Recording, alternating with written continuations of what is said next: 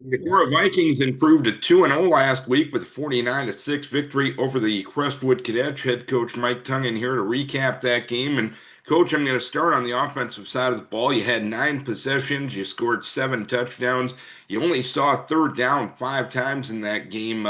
What made your offense so efficient last Friday? Well, I think it all starts up front, honestly.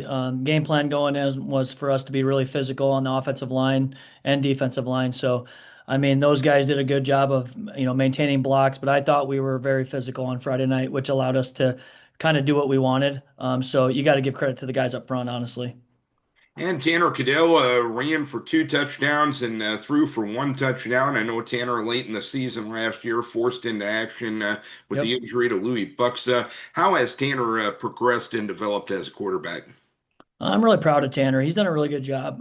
He got thrown into the fire last year, and for as tough as that was on our team, I mean, it really has helped him in the long run, honestly, for us at this point this year. He got a lot of really good minutes, and he was playing good football at the end of last year. So I think just carrying that momentum for him, and confidence, I think he's done a good job. He understands the offense, very, very well. And I think him and Coach Kemple, our offensive coordinator, are on the same page there. And we're just trying to put him in situations where he's confident and can be successful. But he's done a fantastic job so far, and we just got to keep that going. But to go along with what you made the point initially, having a good offensive line that just kind of Mhm. helps everybody's confidence, including your quarterback, right? Oh yeah, no, I mean our offensive line's done a good job. I mean, obviously we have a big test this week, so we'll see kind of where we're at as a team that way. But so far, in this last week's game, our offensive line did a good job, and that just keeps our.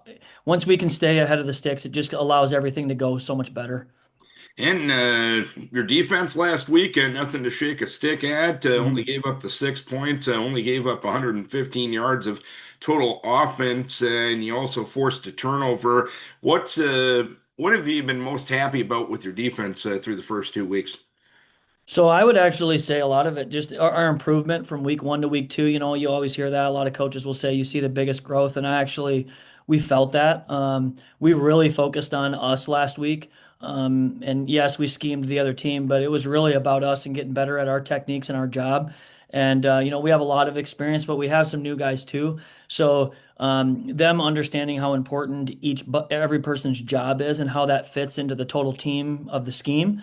And so I feel like we've done a good job that way and are playing at a pretty high level on that side of the ball. Again, we're going to get it challenged, this week, so we'll see kind of where we're at again. But I think just assignment football and seeing the growth that we made from week one to week two was very evident.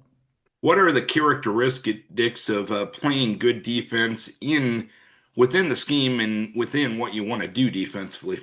Yeah, it's a good question. So that's something we preach all the time. It's really about doing your job and not trying to play selfish football.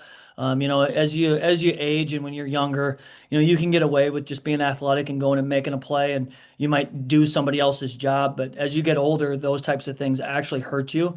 And sure, you might make a play once, but then people are smart, with the way that they call plays, and they'll set you up on the next one. So it's really about doing your job and trusting the person next to you, playing good assignment football, and then obviously we really preach being physical and finishing every play. So even if somebody's catching a ball in front of you, when they catch it, they need to feel your presence. And every play we're trying to finish driving them the opposite direction or not having them fall forward, and all those things matter.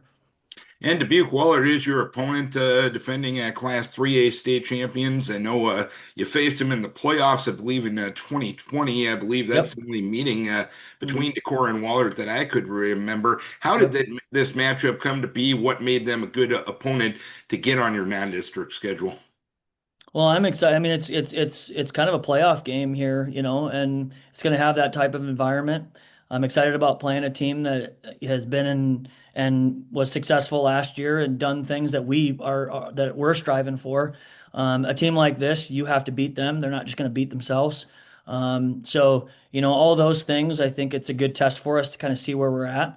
I think that we are a good football team, but we're going to find out where we're at, whether it's good or bad on Friday. We're going to learn either way. And I'm looking forward to the challenge. And what about this year's edition of the Eagles? What impresses you the most? Yeah, so I'm very impressed with their quarterback. I think he's just you can just tell he's a good athlete, and he's kind of the leader on the team. Just tell by the way that he plays. Nothing stands out. That he's just does one thing, but he's just very solid. He's a good football player. I think their offense and defensive line are very athletic, and so that they can do some things, slanting and stuff like that. And they have a good scheme. You can tell they're very well coached. You don't win a state championship if you don't have good coaching, and so.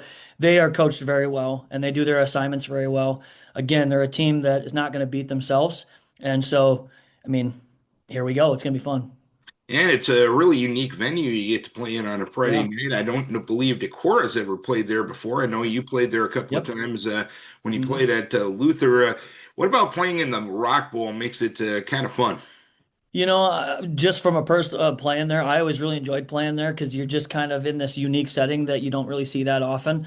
It's a fun place to play. It'll be unique in that. These guys have never been there before. Like you said, we haven't played them very much at all, so it's a little unfamiliarity there.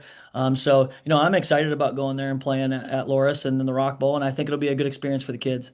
Well, it's a tough challenge this week, but tough challenges present great Yep. opportunities. Here's hoping you can keep the positivity going, keep the kids healthy. We wish best of luck. Thanks, Darren. Appreciate it. Should be fun. Mike Tangen, head coach of the Decorah Vikings, Decorah and Dubuque Waller, Friday night.